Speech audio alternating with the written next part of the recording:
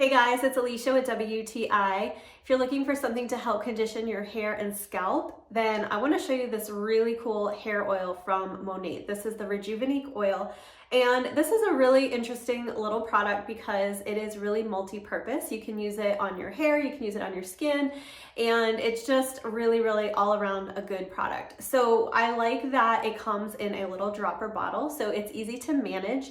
Sometimes oils can be a little bit difficult and messy, but this comes in a really easy to use dropper, which is easy to apply to your hair and scalp or wherever you're using it. So I appreciate that a lot. It has a nice light, fresh scent, and it smells almost like citrus, really nice.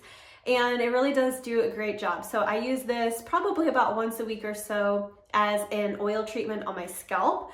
And I like it because it has helped me to definitely see a difference in the hair growth. I have had trouble with hair loss, and this has really helped me out. And it also helped with breakage and having brittle hair. So if you're struggling with any of those things, then this might be a nice product for you to try. It has helped me, and I'm really happy with it. And that's my point of view.